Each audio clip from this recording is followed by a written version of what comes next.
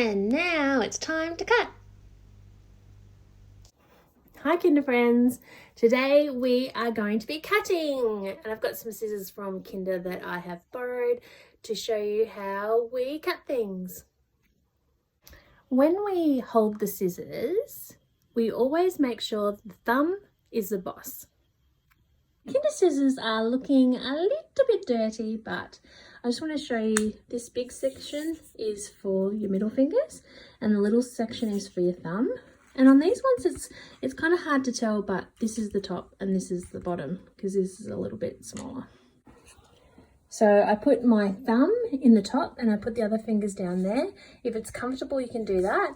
Otherwise, you can put your other finger down there to help guide. The thumb is the boss, so he's at the top. And just remember, thumbs up, so thumbs on the top. When you're learning how to cut, it's much easier on firmer paper than it is on soft paper.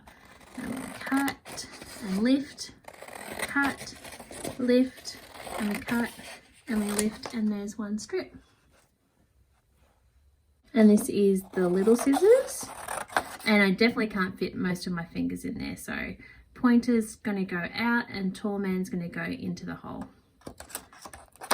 And we cut, and if we can make a strip, that's great.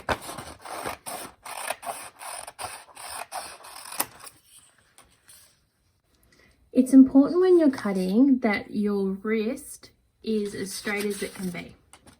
So when you're cutting, if you're out there, you're not going to be able to cut straight, so we need it to be in line, and you cut up, down, and the thumb's going up, down, down. The thing about learning to cut is the more you cut, the better you'll become, because practice makes you better at everything that you do. And sometimes it can feel a little bit hard or a little bit tricky, but it's still something, and it's really good to learn. Another thing that's great for your fingers is tearing. It seems like it's really easy to tear paper, but sometimes it's a little bit tricky. Ta-da! When you finish using all your strips, let's count them. 1, 2, 3, 4, 5, 6, 7, 8, I think there's one more, 9. I made 9 strips of paper. When you have finished practicing doing straight lines, you can try the very, very tricky business of curved lines. I do little cuts, little snips, and I go slowly to get along to the snowman and the little girl. This one is like a rainbow, so it's a little bit easier. And you don't have to have it on a sheet like this. You can get your grown-up, or if you've got a big brother or sister, you can get them to draw some lines for you, and you can practice cutting out. And the more you practice, the better you'll become. Hello, Mr. Penguin. Has everyone seen the penguins at night time at Phillip Island? It's very cute. You get to watch them live on YouTube. And also, I have posted a link so you can watch the penguins at the aquarium. They have a camera on them all the time, and you can watch them whenever you like. When you become really good at cutting out, you can cut around pictures. And you might have some catalogues or magazines that are delivered to your house, and you can practice cutting around things. And it doesn't matter if you make a mistake, it doesn't matter if you accidentally cut off something, because all we're doing is practicing. Whoops, see, I just cut a little bit of that. That's okay though, I'm going to keep going. Doesn't matter. And then I've got a little penguin. When you're finished cutting out lots and lots of paper, there's something important you have to do. You have to use it or you have to recycle it.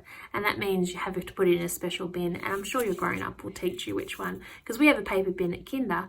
I'm sure you've got a recycling bin at home as well. There's another thing you can do that's pretty cool. I'll show you. So I've got a glue stick.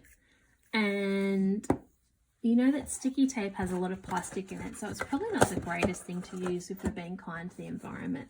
But one thing you can do if you wanted to join 2 boxes together is you put glue on one strip of paper and glue it on. And then you put glue on the other side. And you can actually use that like sticky tape if you do it hard enough and pull tight. And because we have lots and lots of strips, we can do lots and lots of strips around our boxes. And I'm sure you've got some boxes at your house that you could use to make some box construction with. And just keep using all our leftover strips. Oops, keep using all our leftover strips. And we can keep these 2 boxes together. Oops, maybe I need more glue. So I'm using lots of paper to stick my 2 boxes together. I might actually use one of these pictures to decorate it.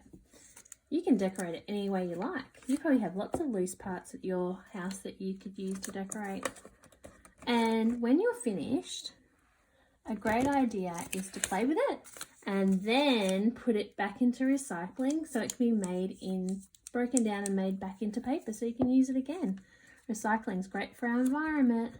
Or maybe I could cut my strips a little bit shorter and that might be easier to manage. When you're learning to cut, another thing that's fun to cut is Play-Doh. You can stick your scissors in. It's hard to film this with one hand. Stick your scissors in and you can cut. And when you finish cutting, you can squeeze it and squeeze it and squeeze it and make it into a ball again. Every time you squeeze Play-Doh, you're building your muscles in your fingers. And the more muscles you build, the easier it is to control your scissors, your pencils, your knives, your forks, everything. So we've got to always remember to build those finger muscles. Squeeze, squeeze, squeeze.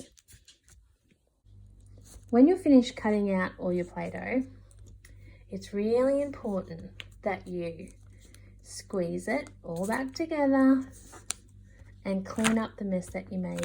And you just push the Play-Doh down onto all the little dots and you can collect all the Play-Doh back. And then you're going to put it back into the container that you had, because at Kinder and at home, we clean up after ourselves because we're all a team and we all help each other out. Okay? If you don't want to glue boxes together, you can also make some shapes with your strips and glue them to another piece of paper. I can show you. I'm using my glue stick and putting a dot there, and I'm going to put another dot here.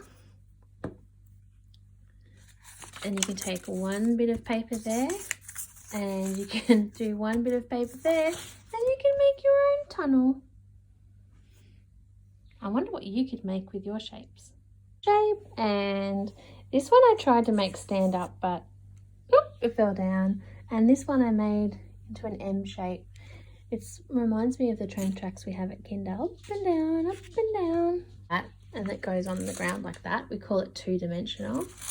But when you can make it have a shape that's not flat, it becomes 3-dimensional, and we call that 3D. You'll learn about that when you go to school. It's very, very, very, very awesome. So I've got my boxes and I've joined them together, and I might put that on as a roof and make it like a winter wonderland. And there is my winter wonderland. Maybe I should make some penguins to put in there.